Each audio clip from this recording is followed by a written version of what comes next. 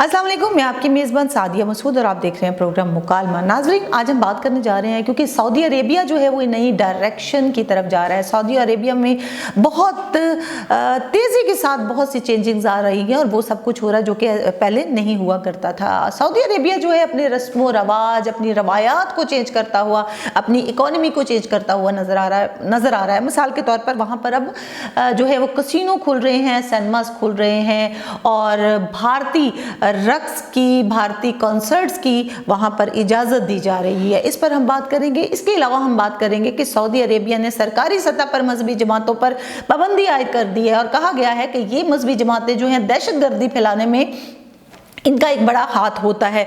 ये किस हद तक इसमें सच्चाई है, इस पर हम बात करेंगे और हमारे साथ मौजूद है सीनियर एंकर पर्सन जुल्फ़िकार राहत साहब। सर, सऊदी अरेबिया जो है वो एक नई डायरेक्शन में जा रहा है। सऊदी अरेबिया के अंदर बहुत सी ऐसी चेंजिंग्स आ रही हैं जो इससे पहले नहीं हुआ करती थी। मिसाल के तौर पर भारतीय अदाकार सलमान खान का एक कॉन्सर्ट हुआ है और रियाज में ये हुआ है। 80,000 से ज़्यादा लोगों ने इसमें शिरकत की है। अब सर और 3 कॉन्सर्ट मज़ीद जो हैं वो साइन कर लिए गए हैं। इससे पहले ऐसा नहीं हुआ करता था। आप इसको किस तरह से देखते हैं? देखिए, सऊदी अरब बिल्कुल चेंज हो रहा है, उसकी डायरेक्शन चेंज हो रही है और सऊदी अरब पूरी दुनिया के जो मुसलमान थे उनके लिए एक रोल मॉडल था। हम लोग सऊदी अरब को आइडलाइज करते थे क्योंकि वहाँ पे खाना काबा है, वहाँ पे मस्जिद नबवी है, वहाँ पे हुज़ूर पाक सल्लल्लाहु अलैहि वसल्लम ने सारा वक्त गुजारा। तो पूरी दुनिया के लिए एक रोल मॉडल था सऊदी अरब के। सऊदी अरब के मुताबिक और वहाँ का जो डिज़ाइन है, वहाँ का जो इस्लाम का एक स्ट्रक्चर है और वहाँ से एक मैसेज आता था, पूरी इस्लामी दुनिया उसको फॉलो करती थी और हमारे लिए एक रूहानियत का मरकज़ था।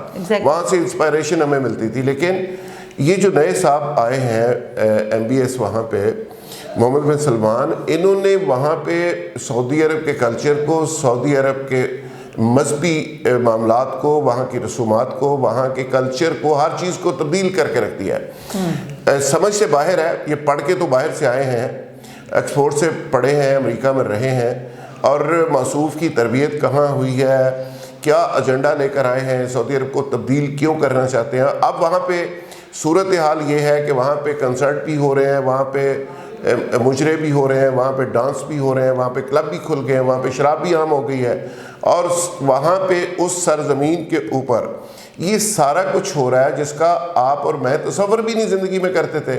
वहाँ पे तो हम लोग कदम रखते थे तो वहाँ पे सजदा करते थे और वो सरजमीन आज वहाँ पे मुजरे हो रहे हैं। वहाँ पे कलमा तैयबा वाला जो झंडा है वो उसको लहराया जा रहा है और उसके नीचे डांस हो रहा है। और तबलीगी जमात जो एक पुरअमन जमात है जो तबलीग करती है, उसको वहाँ पे एंट्री से रोक दिया गया है।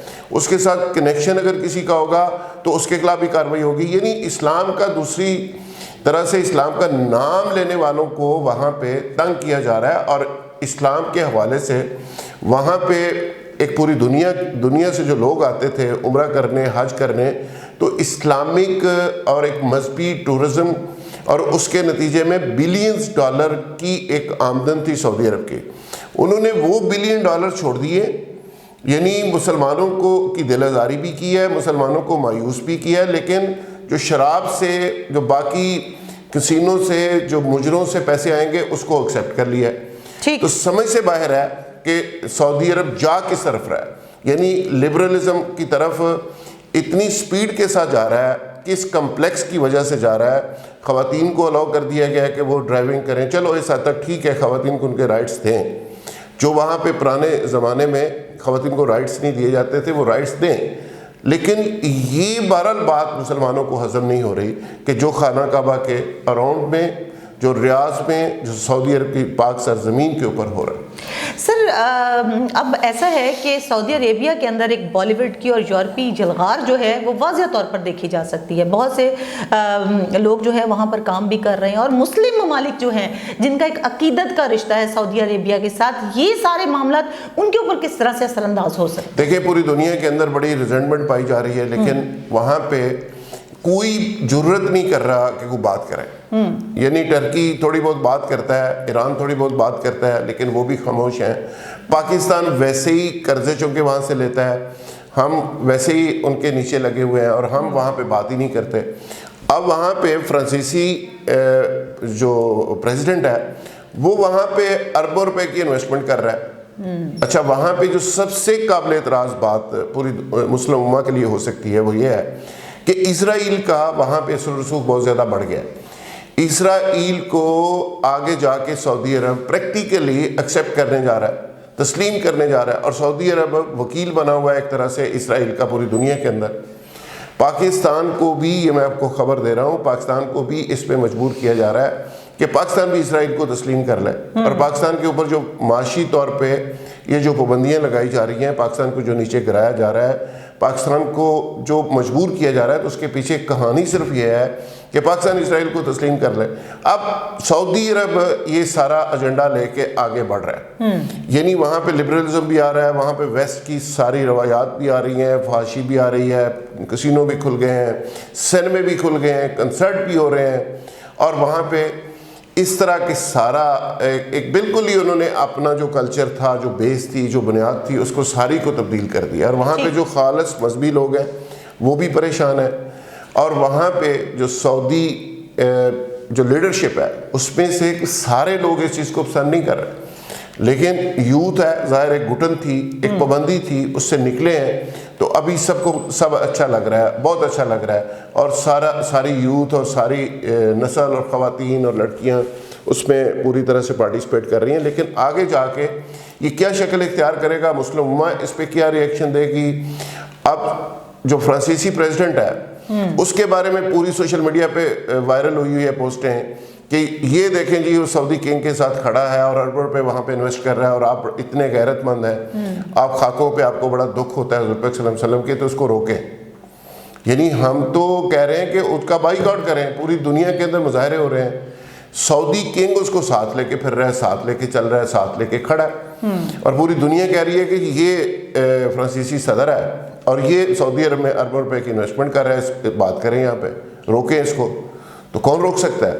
سوال یہ ہے کہ وہاں پہ یہ چیزیں جو ہیں بالکل چینج ہو گئی ہیں، اربوں خربوں روپے کی جو عمرے کا حج کی مد پہ وہاں ملتے تھے، سعودی عرب اس سے بھی کوئی دلچسپی نہیں رکھ رہا، اس کو بھی کنٹین کر رہا ہے، یعنی اس کو کم کر رہا ہے، یعنی جس ملک سے لوگ 10,000 لوگ آ رہے تھے عمرے کے لیے، اس کو کہتے ہیں جی آپ 5,000 بھیجیں، جہاں سے حج کے لیے 1,00,000 بندہ آتا تھا اس کو کہتے ہیں جی 10,000 بھیجیں، تو اس پہ بھی حالانکہ اربوں خربوں روپے کا ایک طرح سے زر مبادلہ ان کو مل رہا تھا، اس کو بھی کمپرومائز کر رہے ہیں۔ تو بیسیکلی لگتا یہ ہے کہ اسرائیل کا وہاں پہ اثر و رسوخ بہت زیادہ ہو گیا ہے، بھارت کا بہت زیادہ ہو گیا ہے، وہاں پہ جگہ جگہ مندر کھلنا شروع ہو گئے ہیں، یو اے کے اندر مندر کھل گئے ہیں، وہاں پہ جگہ جگہ آپ دیکھیں وہاں پہ اسرائیلی پھر رہے ہیں، اب اسرائیلیوں کا خانہ کعبہ کے اندر عبادت کرتے ہوئے، چکر لگاتے ہوئے وہ تصویریں بھی عام ہو گئی ہیں، تو اس کے بعد تو بس اللہ ہی حافظ ہے، بس دعائیں کی جا سکتی ہے۔ سر اس وقت جو سچویشن جا رہی ہے اور جیسے پاکستان کو معاشی طور پر کمزور کیا جا رہا ہے اور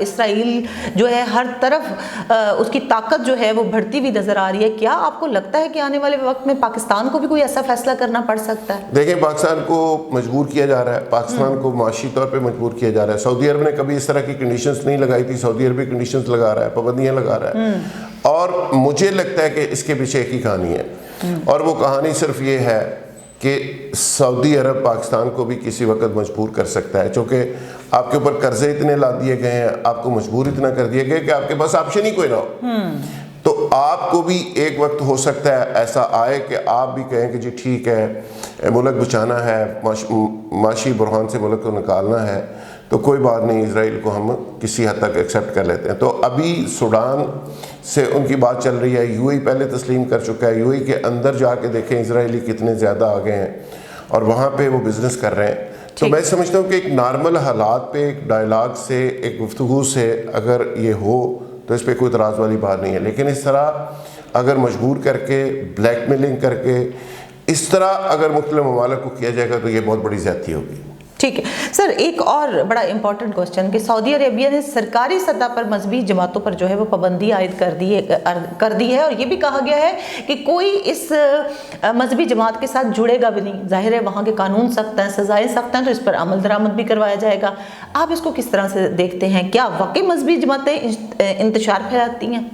دیکھیں جی ایک طرح سے وہاں پہ پورا کلچر ہی چینج کر دیا گیا، یعنی جس طرح آپ دیکھ رہی ہیں کہ وہاں پہ کنگ نے کسینو کھول دیے ہیں، سینمے کھول دیے ہیں، کنسرٹ ہو رہے ہیں، وہاں پہ کچھ ایریاز مختص کر دیے گئے جہاں پہ آپ جائیں اور عیاشی کریں رہیں، ہوٹلز، یہ سارا کچھ وہاں پہ عام کر دیا گیا. لڑکیوں کو اجازت ہے کہ وہ اسکرٹ پہنے، وہ گاڑی ڈرائیو کریں. ماضی کے اندر یہ چیزوں کا تصور ہی نہیں تھا وہاں پہ. ایگزیکٹلی یہ سارا کچھ کر دیا گیا. تو ایک طرح سے مغرب کا پورا کلچر وہاں پہ منوان نافذ کر دیا گیا.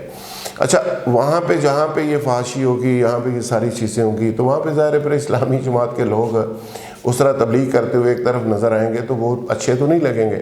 تو لہٰذا ان کے اوپر بھی پابندی اور ایسے تمام مذہبی ایکٹیویٹیز کے اوپر بھی پابندی وہاں پہ لگا دی گئی ہے. اور وہاں پہ میں حیران ہوں کہ انہوں نے وہاں پہ 2 بڑے مراکز جو ہیں وہاں پہ، ویسے تو صحابہ کرام کی بہت ساری قبریں بھی ہیں، بہت سارے متبرک مقامات ہیں، خانہ کعبہ ہے، مسجد نبوی ہے، اس کو چلو انہوں نے برداشت کیا ہوا ہے.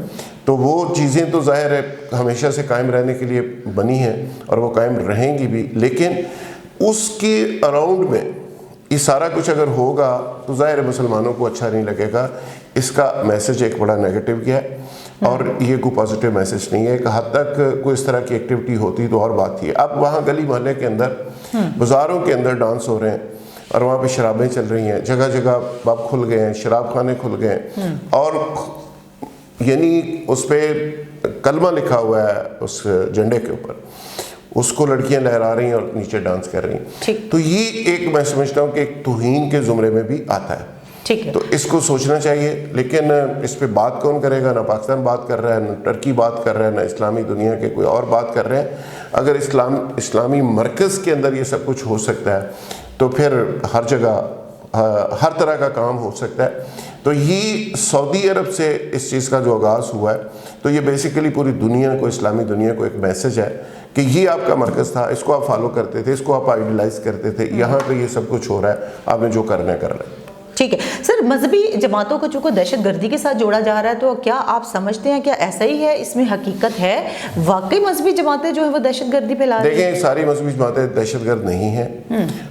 اس میں یہ جو جماعت ہے تبلیغی جماعت، یہ تو پرامن ہے، یہ تو تبلیغ بیچارے کرتے رہتے ہیں، سیاسی بات بھی نہیں کرتے، جہاد کی بات بھی نہیں کرتے ایون، اور سوسائڈ اٹیکس کی بھی یہ مذمت کرتے ہیں. تو یہ پرامن لوگ ہیں. لیکن ان کے بارے میں چونکہ تاثر آپ کو پتہ ہے پوری دنیا کے اندر کوئی اتنا اچھا نہیں ہے. اسلام کی جو بھی بات کرے گا وہ پوری دنیا کے اندر اس کو ڈسکرج کیا جائے گا، اس کو پسند نہیں کیا جائے گا. تو اس لیے ان کے اوپر بھی پابندی لگا دی گئی ہے. تو میرا خیال ہے کہ وہاں پہ وہ سعودی جو کنگ ہے اور نوجوان ہے، وہ سارا کلچر ہی بنیادی طور پہ تبدیل کرنا چاہ رہے ہیں. وہ سعودی عرب پورے کو انٹائرلی چینج انہوں نے کر دیا ہے اور مزید چینج کرنا چاہ رہے ہیں. وہ مذہب کی جس طرح چھاپ وہاں پہ تھی اس ساری کو وہ ختم کر رہے ہیں. اس کے لیے اس طرح کی تبلیغی جماعت ہو یا کوئی اسلامی جماعت ہو، وہ ساری چیزیں ان کی بالکل ہی تبدیل کرنا چاہ رہے ہیں. جی بہت شکریہ جناب، آج کے لیے اتنا ہی. کل دوبارہ ملاقات ہوگی. اللہ حافظ.